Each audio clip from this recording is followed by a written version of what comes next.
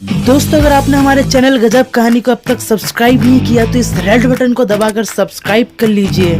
साथ ही bell icon के साथ ऑल बटन को भी दबाना ना भूलें, जिससे हमारे चैनल में कोई भी नया वीडियो अपलोड होने पर सबसे पहले आपको नोटिफिकेशन मिले।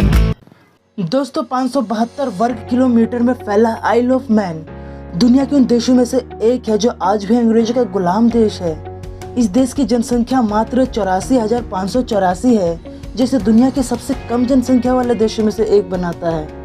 आइल ऑफ मैन दुनिया के सबसे गुमनाम देशों में से भी एक है। इस देश के बारे में बेहद ही कम जानकारी उपलब्ध है। वही आधे से ज़्यादा भारतीयों ने तो इस देश के बारे में कभी सुना भी नहीं होगा। दोस्तों, आज के इस वीडियो में हम आइल ऑफ मैन से जुड़े रोचक और अद्भुत तथ्यों के बारे में जानेंगे। तो चलिए दोस्तों, ज़्यादा टाइम वेस्ट ना करते हुए इस वीडियो को शुरू करते हैं।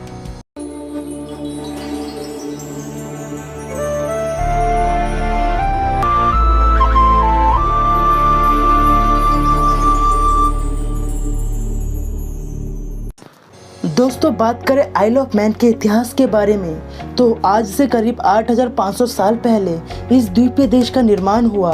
जब पृथ्वी में स्थित बड़े बड़े ग्लेशियर पिघलने लगे और समुद्र का पानी बढ़ता गया तो आइल ऑफ मैन ब्रिटेन और आयरलैंड से अलग होकर एक टापू के रूप में उभरा। वही साल 6500 ईसा पूर्व से पहले इस टापू पर मानव बस्ती बसने लगे थे। 5वीं सदी आते आते गैलिक लोगों का प्रभाव भी इस टापू पर बढ़ता गया, जो आयरलैंड से आकर इस टापू पर बस गए थे। 8वीं सदी के अंत तक वाइकिंग्स भी आइल ऑफ मैन को खोज चुके थे। इस टापू पर वाइकिंग्स के कदम रखते ही गैलिक संस्कृति का पतन होने लगा। वाइकिंग्स द्वारा गैलिक संस्कृति के पतन करने के बाद नॉर्वे के राजा ने आइल ऑफ मैन को अपने अधिकार में ले लिया।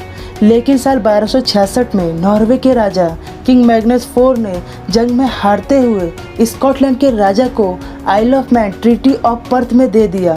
लेकिन साल 1290 में इंग्लैंड के राजा एडवर्ड वन ने वाल्टर डी हंटर कम्प को आइल ऑफ मैन कब्जाने भेजा।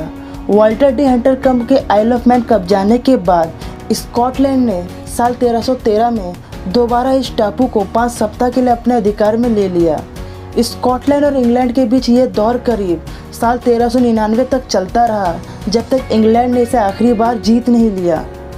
10 मई 1765 को आइल ऑफ मैन को दोबारा बसाया गया। वर्तमान समय में आइल ऑफ मैन यूनाइटेड किंगडम का भाग न होकर ब्रिटिश महारानी क्वीन एलिजाबेथ द्वितीय द्वारा कंट्रोल किए जाने वाला एक स्वतंत्र राज्य है, जिसका खुद का पार्लियामेंट और सभाएं हैं, जिसे ब्रिटिश क्राउन द्वारा नियंत्रित किया जाता है। आइल ऑफ मैन की राजधानी डगलस है, जो इस देश का सबसे बड़ा राज्य है। वह इस देश की संसद भवन टाइनवर्ल्ड है, जो दुनिया के सबसे पुराने संसद भवनों में से एक है। आइल ऑफ मैन का संसद भवन टाइनवर्ल्ड करीब 800 AD को स्थापित किया गया था, जब आइल ऑफ मैन नॉर्वे के अधिकार में था। दोस्तों, आइल ऑफ मैन में बिल्ली की एक ऐसी प्रजाति पाई जाती है जिसकी पूंछ नहीं होती। इस प्रजाति की बिल्लियों को मैक्स कैट कहा जाता है। इन सब के अलावा आइल ऑफ मैन में नॉर्दर्न लाइट जैसे खूबसूरत नज़ारों को देखा जाता है, जो इस देश की खूबसूरती को और भी बढ़ा देता है। वही इस देश में कई सींगों वाले भेड़ भी पाए जाते हैं, जिनका नाम लॉन्ग टाइम शिप है। आइल ऑफ मैन दुनिया के उन देशों में से एक है जहां महिलाओं को वोट देने का अधिकार सबसे पहले प्राप्त हुआ था। साल 1881 में आइल ऑफ मैन में महिलाओं को वोट देने का अधिकार प्राप्त हुआ था।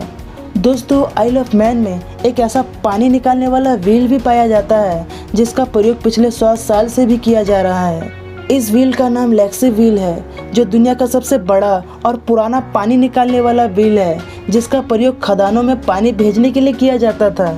वह इस देश के करीब 90% से भी ज़्यादा लोग ईसाई धर्म का पालन करते हैं।